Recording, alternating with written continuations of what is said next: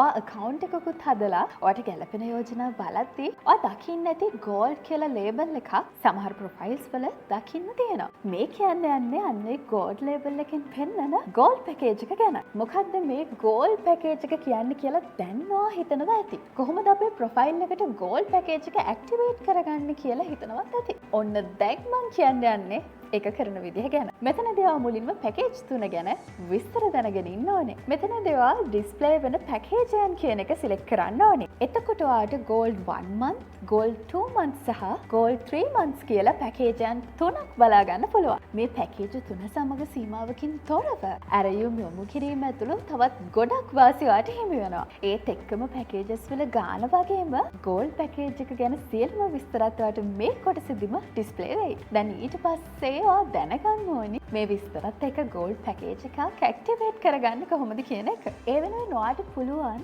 card payment එකකින් හරි bank transfer එකකින් හරි ඔයාගේ මේ payment එක කරන්න. ඔයා භාවිතා කරන iPhone එකක් නම් Apple Pay හරහා gold package එක සක්‍රිය කරගන්න පුළුවන්.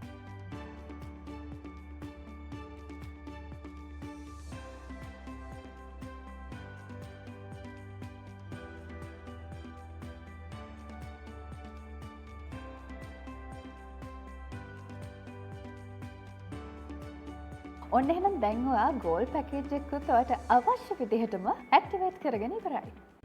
මංගල සේවයේ හොඳම සහකරු මින්දද මංගල සේවය.